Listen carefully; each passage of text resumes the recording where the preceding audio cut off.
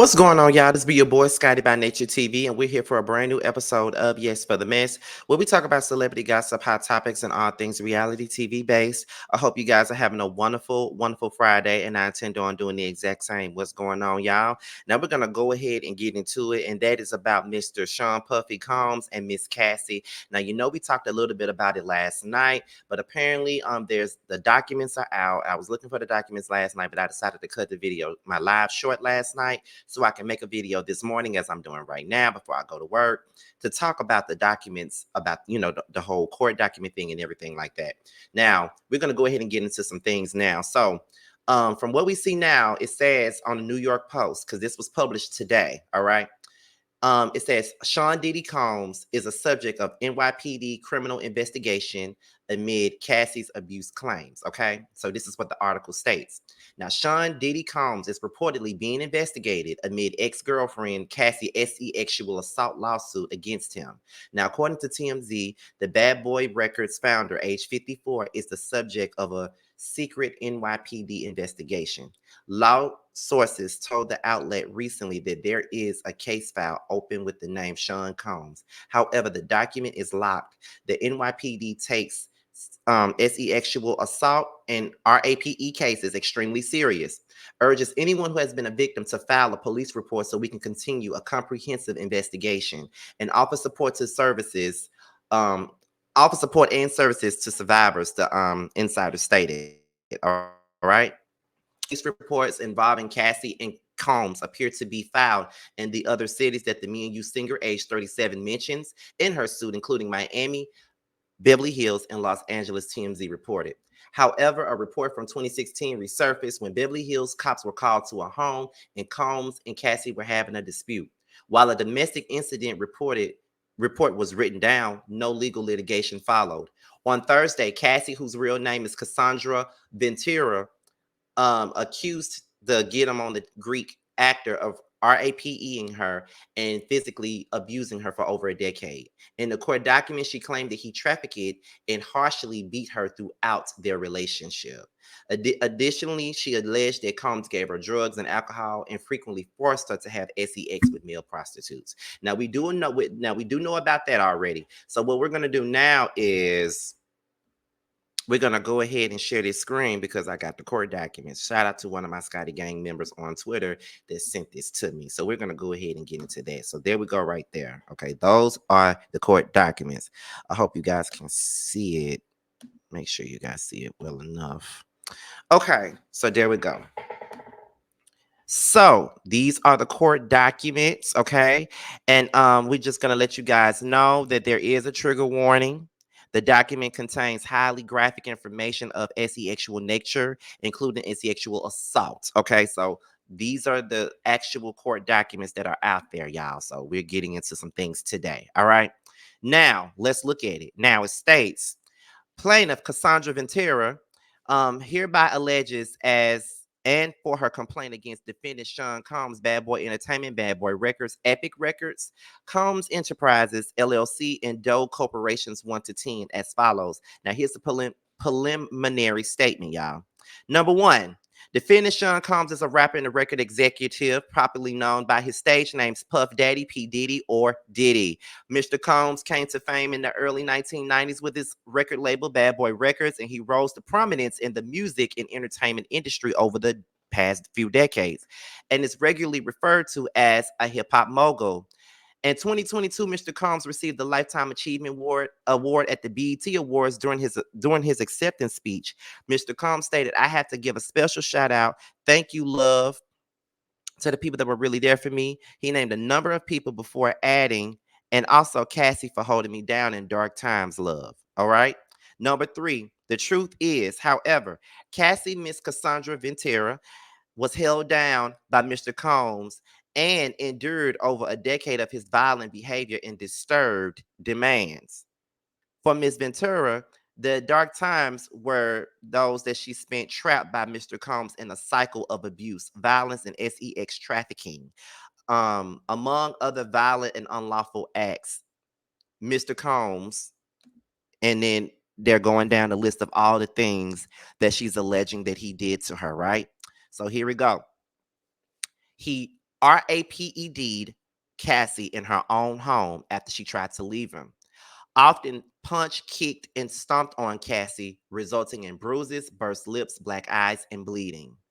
Blew up a man's car after he learned that he was romantically interested in Cassie. Now, for those of you who didn't watch my video or my live yesterday, the man that's in question, whose car got blown up, was none other than Kid Cudi, and Kid Cudi actually came out and said that that was absolutely true. He said that it was true. So this ain't no alleged. This is actually true. Kid Cudi actually said that it was true.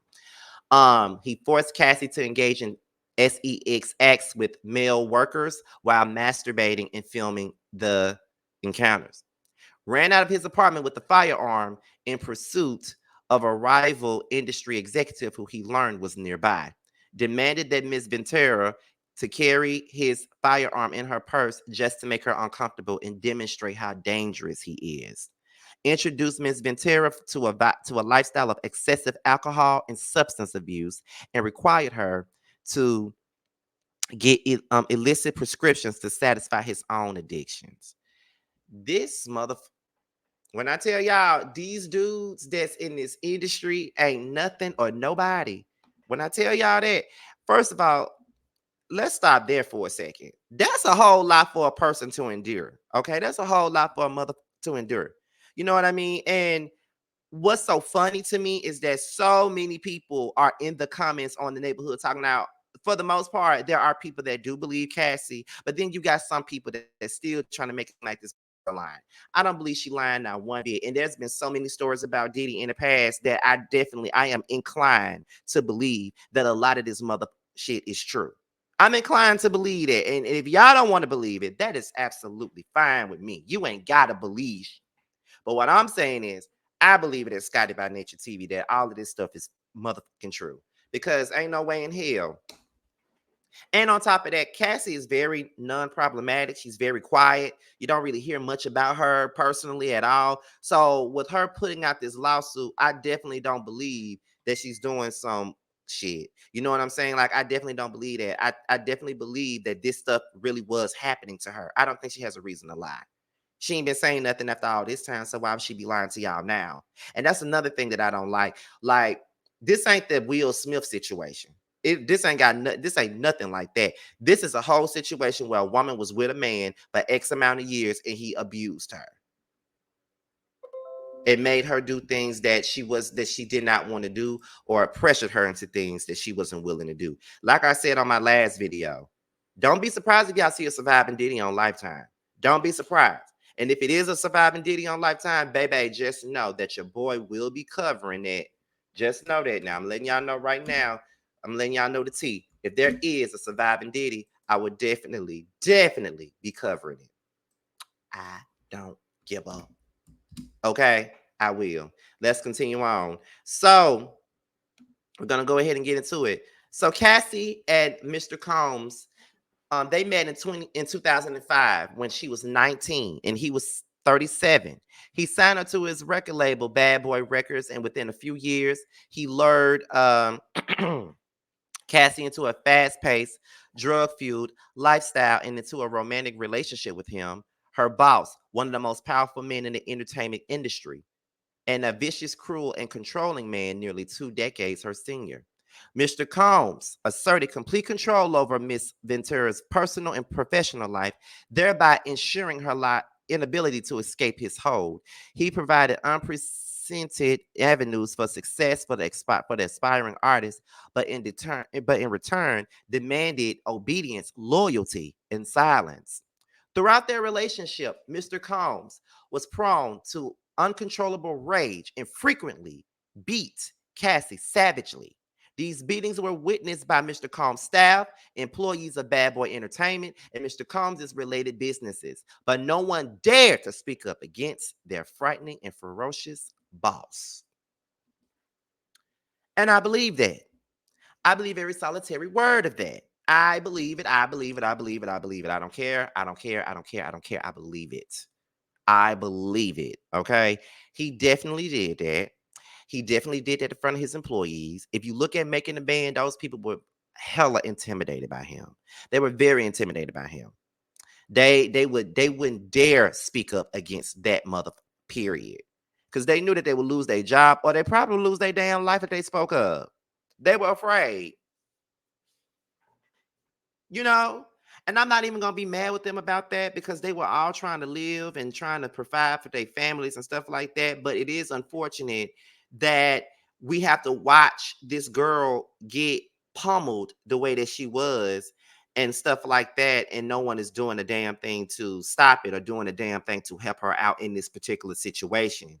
But I'm not mad at them for not saying nothing, but I am mad at them for not saying anything because this girl suffered. It's obvious that she suffered. So it's just like it's very unfortunate that this had to happen the way that it did. But we're gonna go ahead and continue on. Wait a minute. Let me put it back up here. Hold on, y'all. Wait a minute. Damn. Okay, there we go. Wait. There we go. Okay. So following these episodes of horrific abuse, Mr. Combs would immediately attempt to hide Cassie and the evidence of his violent rage. He often showered her with gifts following incidents of physical violence, a typical pattern of behavior by serial abusers. In addition to physical assaults, Mr. Combs frequently reminded Cassie of his ability to cause serious harm, whether by requiring her to carry his gun in her purse or by blowing up the car of a musician that was romantically interested in Cassie, Kid Cudi. Adding insult to injury, Mr. Combs used illegal substances and threats of violence to force Miss Ventura into repeated unwanted intercourses with male workers. Over the years, that Mr. Combs abused Cassie physically and sexually, she again and again tried to escape his tight hold over her life. Every time she hid, Mr. Combs' vast network of corporations and affiliated entities found her, and those who worked for Mr. Combs' companies implored her to return to him. Many went as far as to explicitly state that her failure to return to Mr. Combs would hinder her success in the entertainment industry.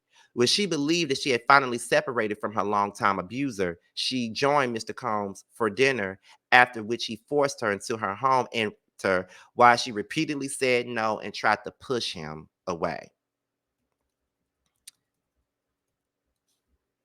Mr. Ventura has now officially escaped Mr. Combs, but the harm that the assaults and sexual abuse he caused her to experience for nearly a decade will forever haunt her. She has required intensive medical and psychological care to recover from the trauma that she lived through. She cannot, however, continue to live in silence about what she endured. Mr. Combs remains immensely powerful and immensely dangerous. Miss Ventura therefore seeks justice for the decade of her life that Mr. Combs took away from her with her threats of violence and excessive use of drugs and physical and psychological abuse and sexual slavery. Okay. Accordingly, Miss Ventura brings this action seeking in injunctive, I think I said that wrong. Um declaratory and monetary relief against defendants in violation of federal sex trafficking laws.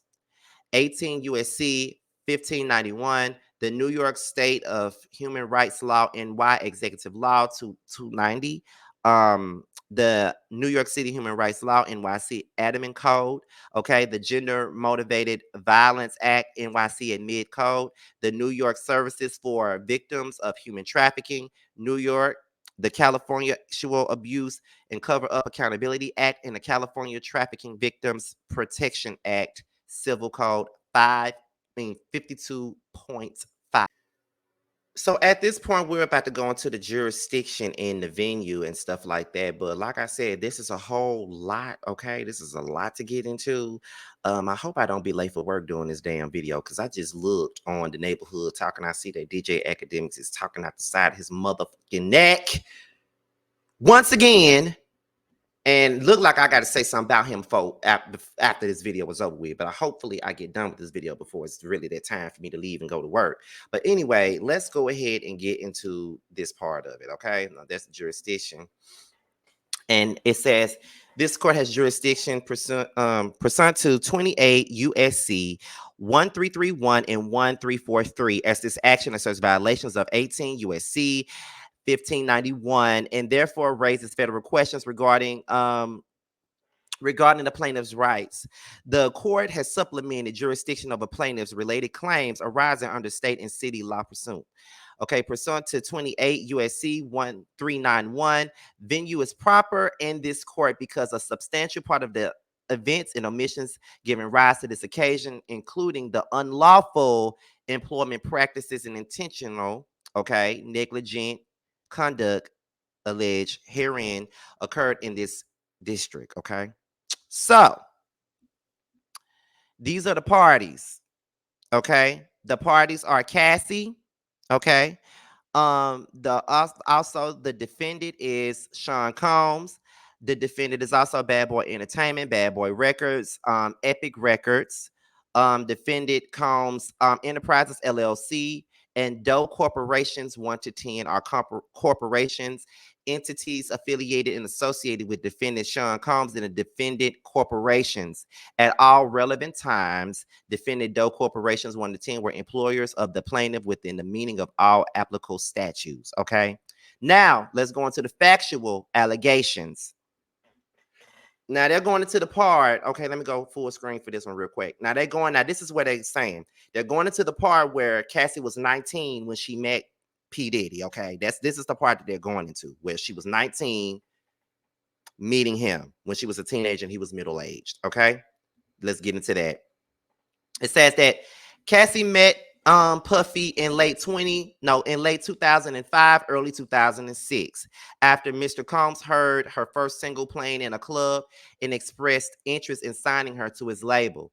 At the time, she was 19 and he was 37.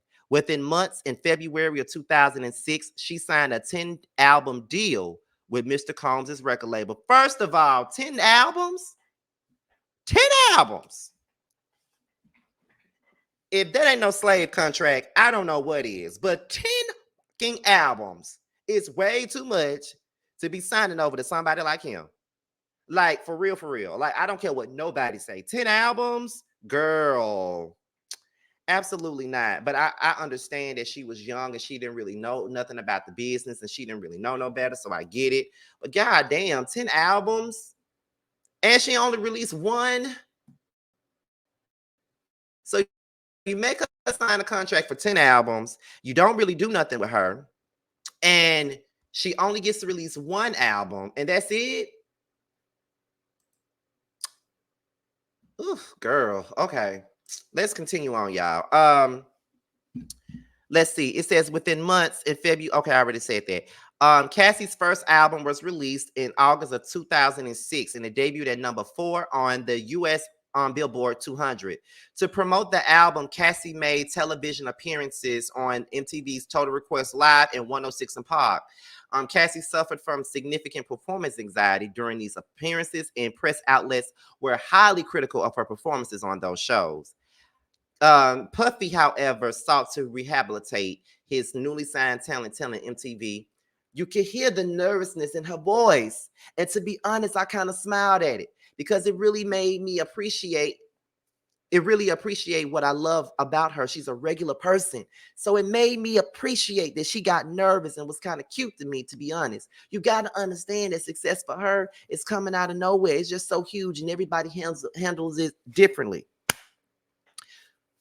While clearly paternalistic in noting that it was cute to him how regular Miss Ventura appeared, Mr. Combs' comments rang true to some extent. Upon signing with Bad Boy Records, Cassie was quickly thrust into the spotlight and was unfamiliar with how to navigate her new celebrity status.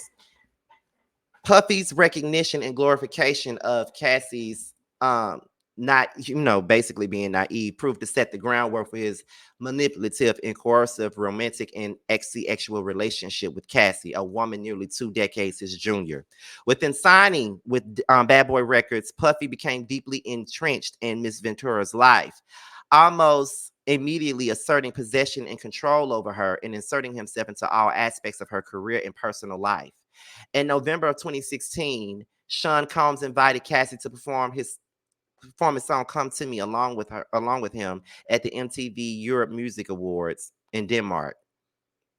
After rehearsal for the performance, Mr. Combs walked around in a row with a drink in his hand flaunting his lavish party lifestyle to his label's newly signed artists. During hair and makeup leading up to the performance, the hairstylist and Mr. Combs' makeup artist told Cassie that Mr. Combs was interested in her. She shrugged off the gossip and, in fact, expressed disgust, given the large age gap between her and the president of the record label. So she never really wanted to be with Diddy. She thought that it was kind of disgusting for him to even be interested in her, and she was number 19 years old. So she never really wanted to be with Diddy like that, in a sense. Like she never wanted to be with her. You know what I'm saying? So yeah, that's what I'm getting from that. We're gonna go ahead and continue. Emphasizing the age and power dynamics early on in their working relationship, Puff Daddy positioned himself as a father figure and a protector of Cassie by the example of returning to New York after a trip to Las Vegas, during which she endured a brief hospital stay. Cassie, who by then was fully healthy, went out to a club with her friends. When Diddy saw her out, he reprimanded her, telling her to go home and take care of herself.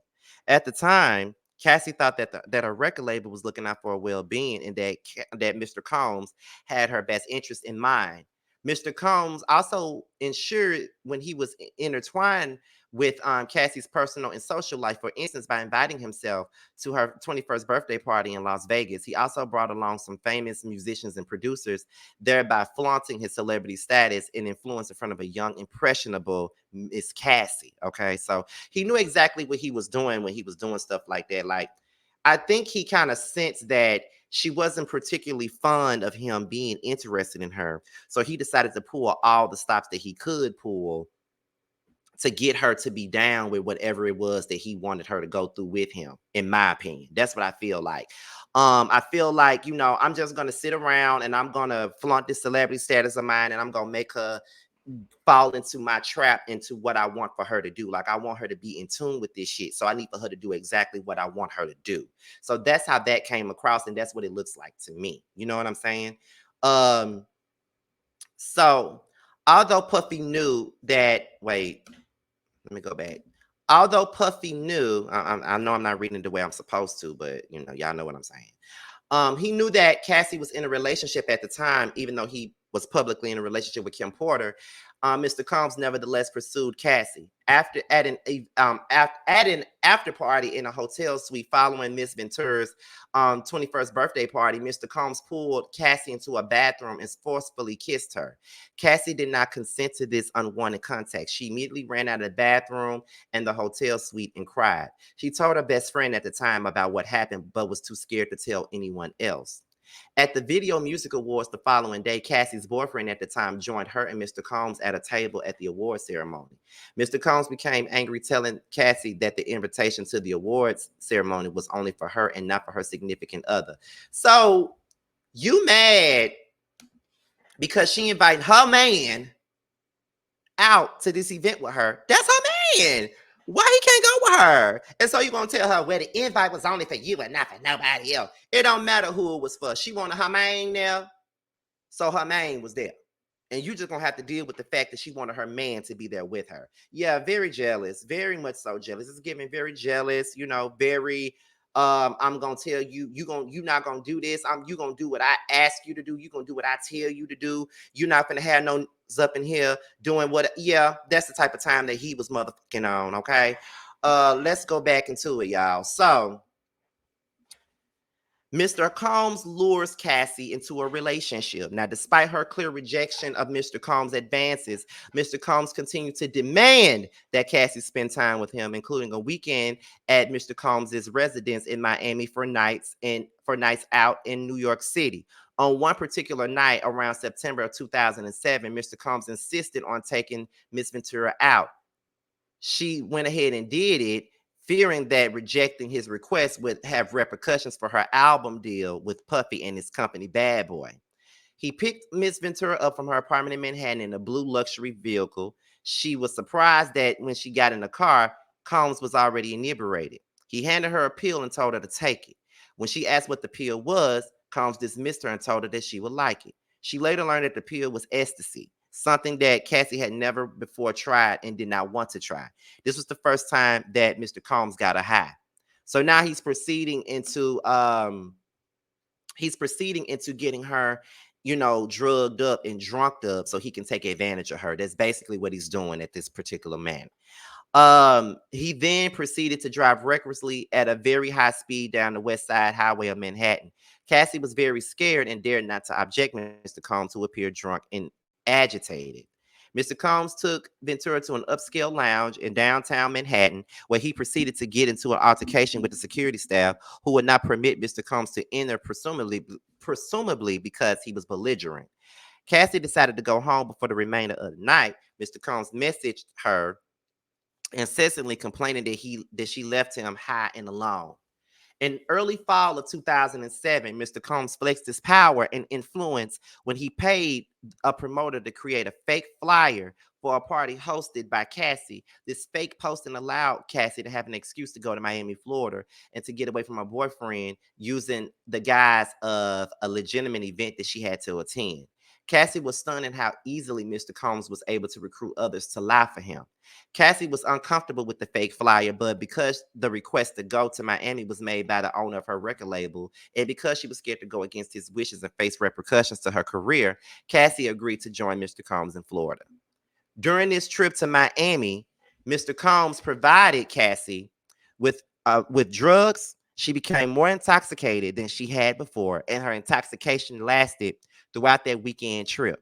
And she wanted Mr. Combs to continue to support her career. She felt that she could not refuse Mr. Combs, urging her to take more drugs. After providing her with the drugs, Mr. Combs had sexual intercourse with Cassie during this trip. Within 2 years of meeting Combs, Cassie found herself lured into the immediate circle of her boss, the owner of her record label, and one of the most powerful men in the music industry. Okay. So at this point, he'd already lured her, gotten her to do whatever it is he wanted her to do. And now he's involved drugs and alcohol in this situation now. And now she's afraid. Because at this point, this girl is young. I know that when she met him, she was 19, but I think at this point she was only 21 or 22 now. So she's very young and impressionable, and all she wants is her music career to continue to go on. And she's willing to do whatever he asks to do, you know what I'm saying, to keep it going.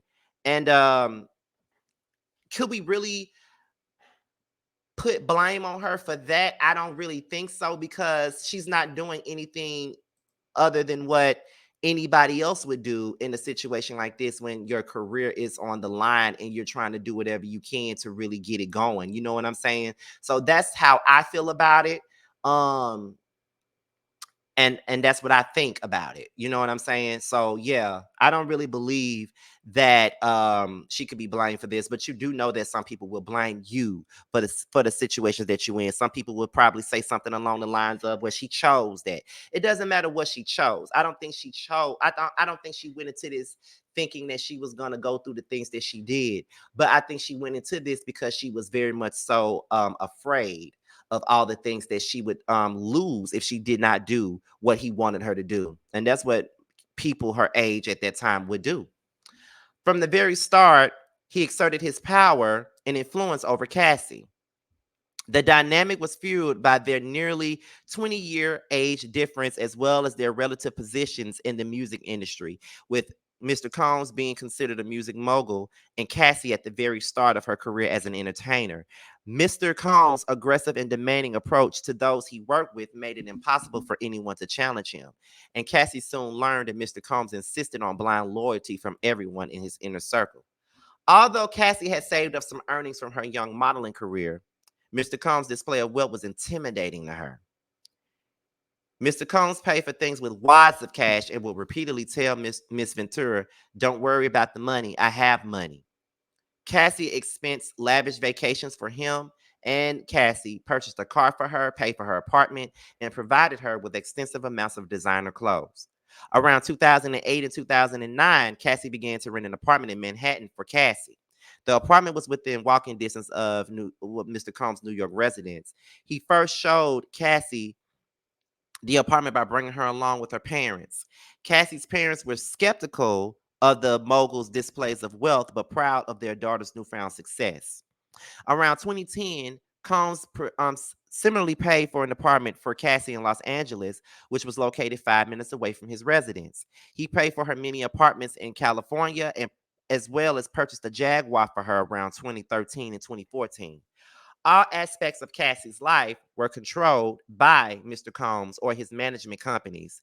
Every event that Cassie attended, from the travel to the makeup to the clothing, was paid directly by Mr. Combs and his affiliated companies.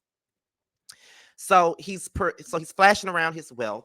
He's involving her parents, who are very skeptical of the case, but the only thing that they can see is that he is doing a lot for her and propelling her into success that she never thought that she would be able to get into. So they're ignoring that, but they're skeptical. And now he's paying for apartments, paying for clothes, buying cars, using his money as he always would to get her to do whatever it was that he wanted her to do. So that's what this situation is at this point. You scratch my back, I'm gonna scratch yours even harder. That's basically what this is. Okay, let's continue.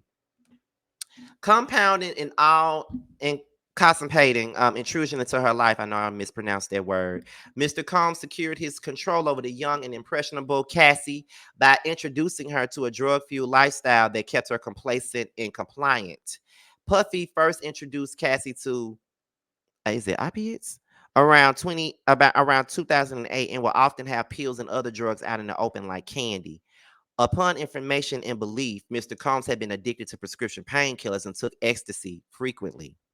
At first, Cassie was given prescriptions that Mr. Combs received from a doctor in Miami, Florida. Eventually, Mr. Combs exhausted his supply of pills and he demanded that Cassie get prescriptions from this Miami doctor in her own name. Mr. Combs became deeply involved with Cassie's personal life, with his personal staff, attending Cassie's day to day travel and other needs, including medical care. On multiple occasions, Mr. Combs had Miss Ventura's personal medical records sent out directly to his email address. For instance, Cassie began experiencing memory loss, potentially due to excessive drug use and head injuries caused by Mr. Combs' beatings, as described below. Her MRI results provided directly to Mr. Combs. Mr. Combs repeatedly arranged his staff to drive Cassie to certain doctor's appointments. In this way, Mr. Combs exerted ownership of Cassie. As another example of the ways in which he manipulated Cassie and ensured obedience early on in their relationship. And he asked Cassie what she called her grandfather. When Cassie said that she referred to her grandfather as Pop Pop, Mr. Combs perversely insisted that Cassie refer to him with that nickname. So now he's pursuing her. He's been beating her. He's been feeding her drugs and alcohol. And now he wants her to call him Pop Pop.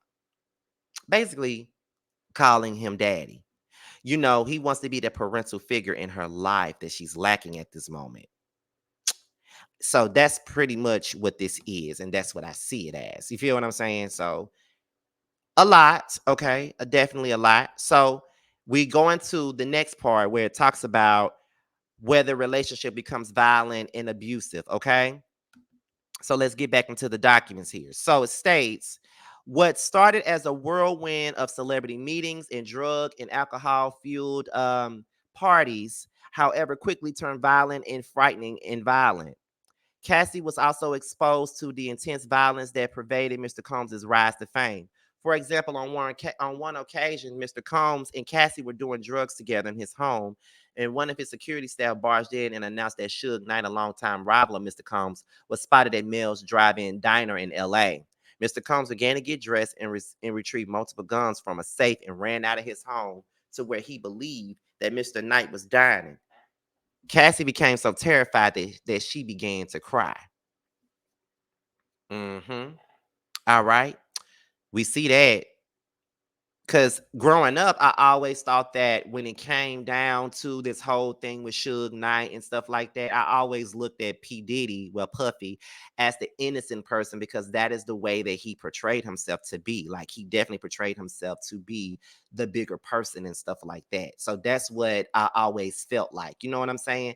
So, you know, hearing this, he's not as innocent as he always portrayed himself to be. Like I always thought that he was like this person, I always thought that Suge Knight was the big bad bully and that P. Diddy was his victim. But P. Diddy got just as many issues and many bully tendencies as he does. But we saw that on Making a Band, right? Y'all can't tell me y'all didn't see it even back then, because I saw it back then. Okay. But let's continue on, you guys. Let's see. On at least two occasions, Mr. Combs demanded that Cassie hold Mr. Combs's gun in her purse. Cassie had no familiarity with guns and was petrified the firearm would accidentally go off in her purse. There was no clear reason why Puffy required her to hold his guns, except to reinforce his young girlfriend, and he was violent, powerful, and dangerous. Over the next decade, multiple times each year, Cassie would violently beat her, leaving bruises on her body. After every instance in which he beat Cassie, Mr. Combs used his money and power to orchestrate extensive efforts to hide the evidence of his abuse, including hiding Cassie in hotels for days at a time and to let her bruises heal. In one instance, after a party with Jay-Z, Combs beat Cassie repeatedly in an Escalade, including by kicking her and hitting her, and forced her out of the vehicle on Fifth Avenue in New York City. She was eventually able to hail a cab to get her to her apartment in Manhattan, where she cried in fear, realizing there was no one that she could tell about what had happened in the hands of this incredibly powerful man. She spent the subsequent 3 days hiding in her apartment. In January 2009, after Mr. Combs learned that Cassie had spoke to another music manager at a party, he became enraged. He had hoped to he had hoped speaking to this manager would allow her to further grow her career and that Mr. Combs would be happy for her. But instead, he became extremely angry, pulled her out of the club where the party was taking place. In the car leaving the club, he beat her, pushing her into a corner of the vehicle and stomping her face. Wow. Mr. Combs' security staff, Roger Bonds, tried to stop the beating, but was unable to de escalate the situation. When the car arrived at Mr. Combs' residence, Cassie attempted to run away, but Mr. Combs followed her and proceeded to again kick her in the face. Cassie was bleeding profusely and was ushered into Mr. Combs' home, where she began to throw up from the violent assault. Upon recognizing the damage that he had done and the physical evidence of his abuse, Mr. Combs panicked and forced his staff to bring Miss Cassie to a hotel suite at the London Hotel in Los Angeles, where she was required to stay for a week. During this stay, as her injuries from the beating healed, Miss Ventura began to fully realize that Mr. Combs' tremendously loyal network not only knew about and witnessed his assault, but also that these witnesses were not willing to do anything meaningful to stop Mr. Combs's behavior. She recognized that she was powerless and that reporting Mr. Combs to the authorities would not alter Mr. Combs' status or influence, but merely give Mr. Combs another excuse to hurt her. So at this point, it's getting even worse. Like, he's beating her immensely. She's trying to get to other avenues to celebrate herself as a musician or a model or whatever. And he's not happy with that because he wants full control over everything that she got going on, even when she's trying to move independently. And she cannot speak up in fear of her career ending. Okay, so we're about to go back into these documents once again. While in his hotel, she asked to go home to her parents, but he wouldn't let her leave. She lied to her mom when asked about an online gossip forum that reported the assault. Mr. Combs proceeded to instruct his assistant to purchase excessive amounts of gifts for Cassie, which were delivered to the hotel room in which she remained trapped. Okay. Cassie was terrified, isolated, and unable to see a pathway out of Mr. Combs' abusive hold on her life. She found herself becoming numb to the abuse that she was experiencing and became entirely beholden to Mr. Combs' demands. She began to blindly follow his instructions out of fear of again being on the receiving end of a vicious beating. By Mr. Combs' own admission, his relationship with Miss Ventura was like Bobby and Whitney, a clear acknowledgement of the unequal power dynamic and excessive domestic violence that permitted her relationship. From the outside looking in, Cassie had heard others refer to her relationship to Mr. Combs as akin to Ike and Tina. His volatile and abusive partner, who also owned her label and therefore held her future success in his hands, had fully exerted control over every aspect of her life. So now we're about to get into the part of this where he forced her into trafficking. Now, that is the next part of this story. So let's get into this. Now, within a few months of beginning the relationship with the 40-year-old Combs and 22-year-old Cassie fell beholden to his whims and demands. Now, while in New York City, Mr. Combs told Cassie that he wanted to engage in a fantasy of his.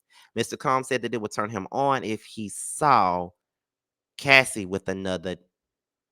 The first time Mr. Combs hired a man, he brought the man to his home in Los Angeles. The man, Mr. Combs, and Cassie wore masquerade mask and ingested drugs.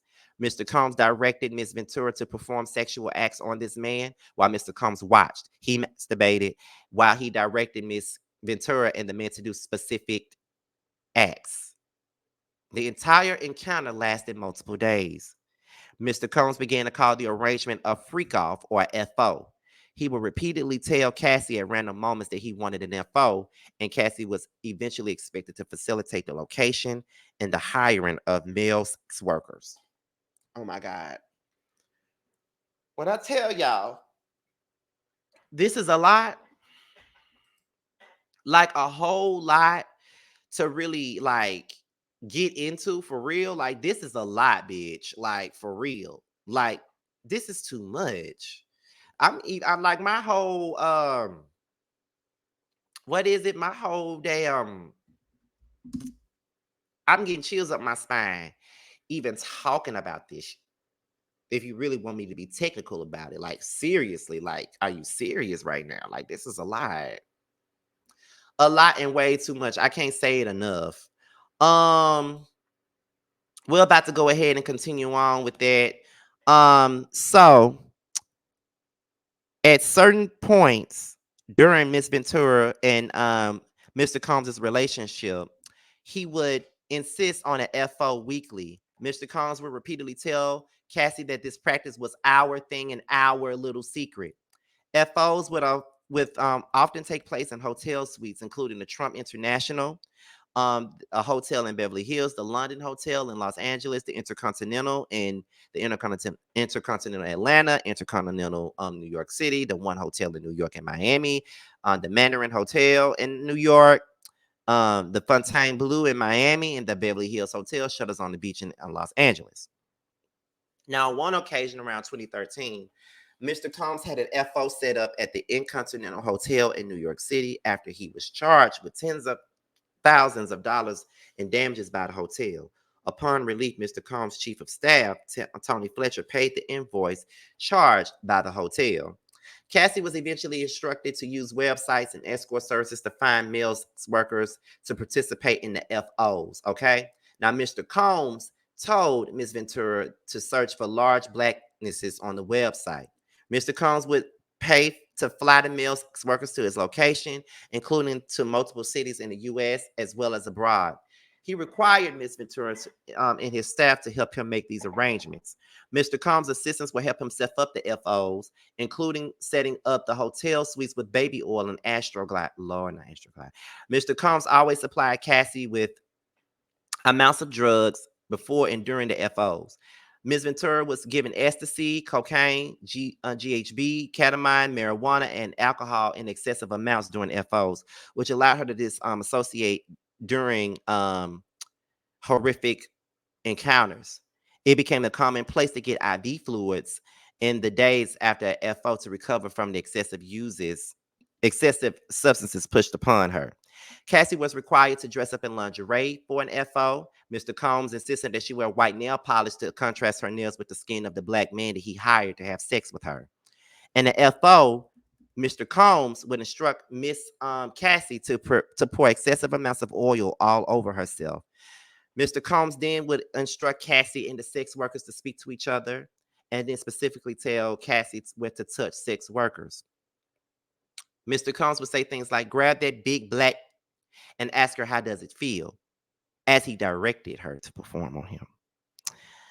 During the FOs, in addition to directing Cassie and masturbating, Mr. Combs would use his phone, laptop, and tablet to film Cassie having sex with the hired sex worker. He then treated the forced encounter as a personal art project, adjusting candles he used for the framing for lighting the frame that for the videos that he took. While Cassie quickly deleted any photographs or videos of the sex if they were taken on the phone, Mr. Combs made clear that he retained many of the videos of Miss Cassie during the FOs. Even when she deleted the videos, Mr. Combs would tell Cassie that he was able to recover deleted videos from her devices. On one occasion, he sat next to her on a flight and made her watch a video that she thought she deleted, reinforcing her ability to escape and inability to escape in the immense power that he had over her. Mr. Combs would pay the sex workers a few thousands of dollars in cash for their services. During some FOs, Mr. Combs would become extremely intoxicated and would hit Cassie in front of the male sex workers. Miss Cassie was repulsed by Mr. Combs' demands, but between the physical beating and recognizing his incredible power and his incredible temper, Cassie became petrified of her partner and boss and felt that she could not say so. Okay, so then she felt repulsed by the demands, but the physical beating and recognizing his incredible power. I already read that. He would present her with lavish gifts prior to or in the middle of the FO, seemingly acknowledging the ways in which these forced encounters constituted work for Cassie and that he needed to compensate her for this work. At one point, he had given her so many designer bracelets for FOs that she felt that she was shackled by his presence. Wow.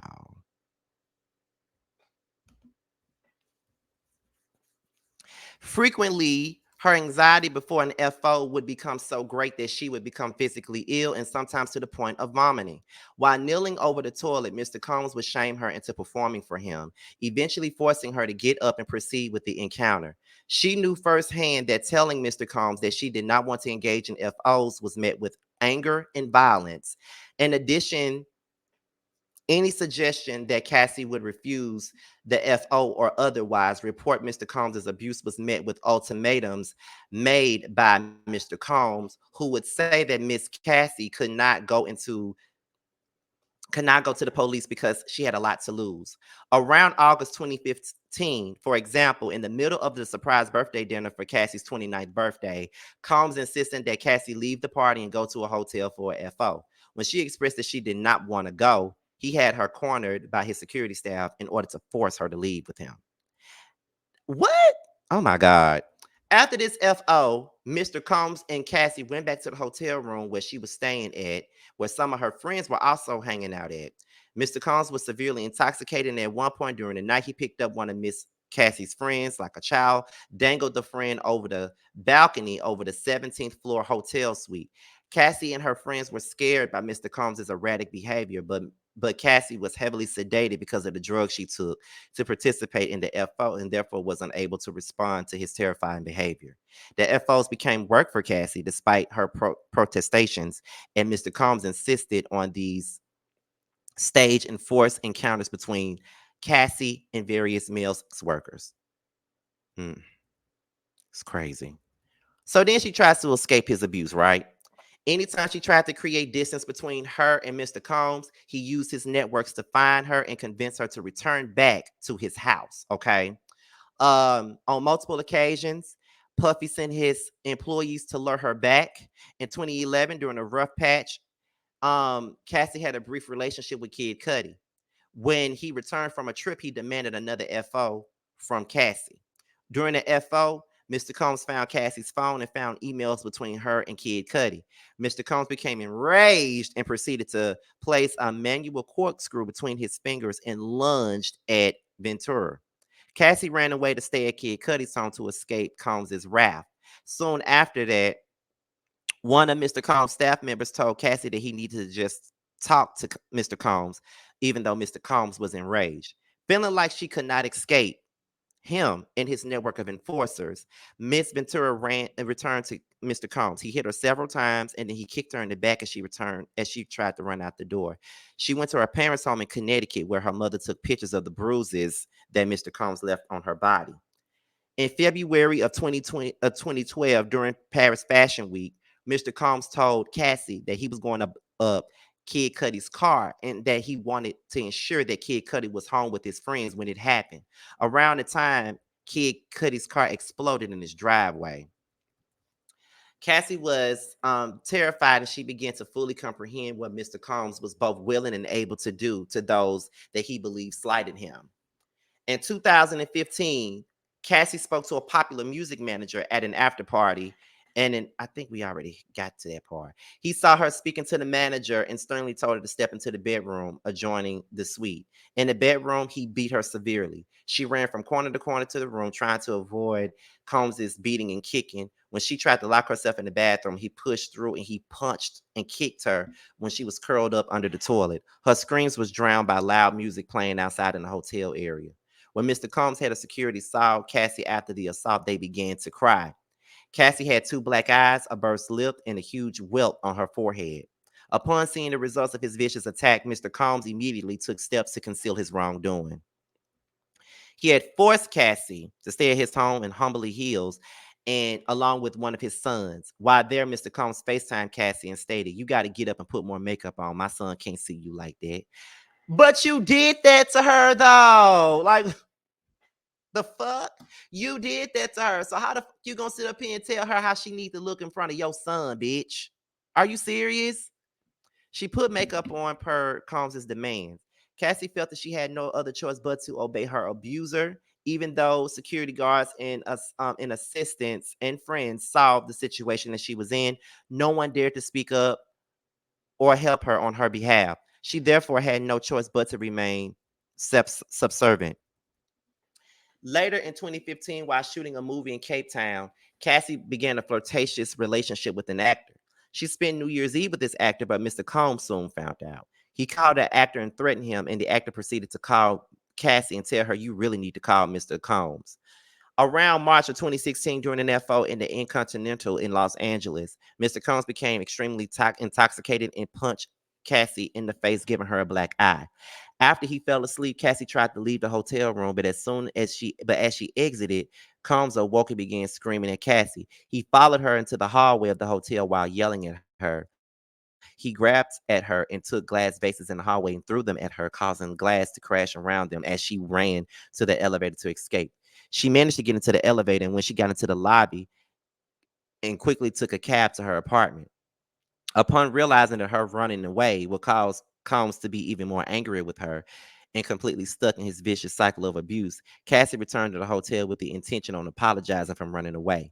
When she returned, hotel staff urged her to get back in the cab and go back to her hotel, suggesting that they had seen security footage of of Combs beating Cassie and throwing a glass at her in the hotel hallway. Upon information and belief, Cassie paid the Incontinental $50,000 for the hallway security footage for that from that evening. After this, Cassie left her home in Comstock and went to hide away at a friend's home in Florida. James Cruz, president of Bad Boy Management, tracked Cassie down and told her that her single would not be released if she didn't answer Mr. Combs' phone calls. A woman who worked at Sony Music reached out to her with a similar ultimatum concerning her record. Incredibly, Mr. Combs even convinced one of his attorneys to call Cassie at this time. The lawyer told Ms. Ventura it's in your best interest to call Mr. Combs. Each time Cassie tried to run away, Mr. Combs and his powerful network would force her to come back to him. Mr. Combs' tight hold of her life had damaged her friendships. Around 2018, when Cassie was with her friend Carrie Morgan in her house, Mr. Combs used his key to her house and came in unannounced. He and Miss Morgan had an altercation during which Mr. Combs threw a hanger at Miss Morgan.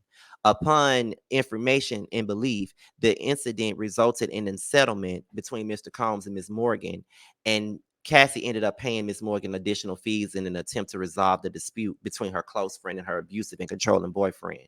The relationship between Cassie and Miss Morgan has been strained since time. Since seeing the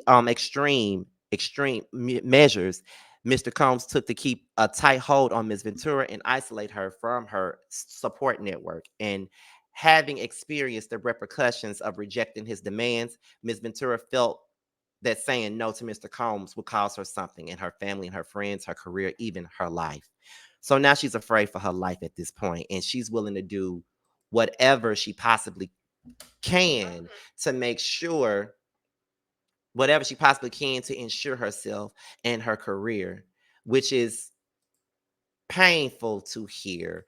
And it sucks to hear that she was willing to endure all of this abuse, you know what I'm saying, to just stay around and keep her career intact. You know what I'm saying? Like, it's sad that that's what's going on here. So now we're getting into the part where he's her.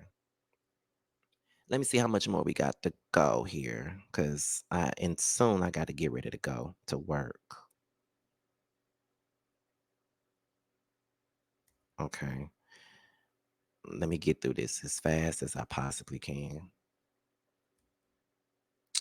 Let me go back up. Okay. In 2017 and 2018, she became desperate to leave him and his abuse of her. She recognized that if she stayed with him, she would never have a successful career or be physically and mentally safe. She therefore became determined to completely break away from Puffy. In September 2018, she joined Mr. Combs at a dinner at an Italian restaurant in Malibu, for which she believed would be a discussion about concluding their relationship. After the dinner, Mr. Combs and Miss Ventura returned to Cassie's home, which was paid for by Combs. Okay, he forced himself into her apartment and forced himself into her apartment and tried to kiss her, and she told him to stop and immediately pushed him away.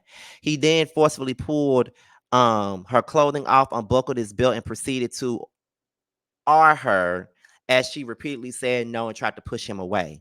Soon after, she took the steps to completely separate herself from her longtime abuser, including by leaving the home that he paid for and returning the car he purchased from her. Despite moving away, Cassie's address was posted online early 2019, leading fears for her safety. She went under immense stress during the months after Combs took all the steps possible to entirely remove herself from her abusers including by entering the contracts to end her record deal with Bad Boy. As a result of the immense trauma Cassie endured for over a decade, from Mr. Combs, she has suffered and continues to suffer from emotional distress. Following the escape from the cycle of abuse and trafficking she endured, she struggled with physical and mental manifestations of her trauma. The birth of her two children allowed her a new lease on life and gave her purpose. Except for the months when she was pregnant with her children, she struggled with addictions to drugs and alcohol, addictions that were established and fueled by Mr. Combs. Okay. She turned to substances to drown out the memories of her abuse while without being intoxicated, and suffered from horrific nightmares of the forced acts that Mr. Combs demanded that she participated in. Okay. To rebuild her life and her career, Cassie needed to completely reinvent herself, and she checked herself into a treatment facility where she confronted the extent of her trauma that she lives with. She required intensive therapy and medical care to recover from Mr. Combs' abuse, and she would forever live with the physical and psychological repercussions to the over a decade of abuse, fear, and exploitation that she endured. Okay. She was unable to speak up against the abuse that she endured in the hands of Mr. Combs, and she has since been able to, rebuild her life and things of that nature.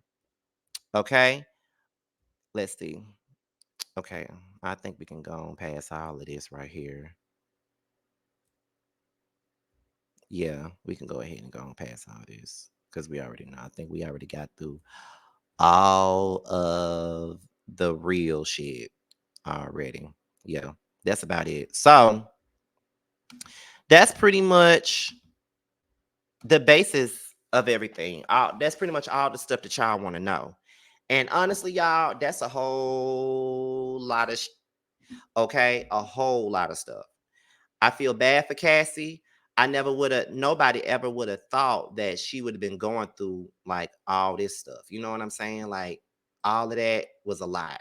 You know what I'm saying? And it just shows you the lengths that abusers would go to really have control over somebody. You know what I'm saying? Like, they'll do anything to ensure their control.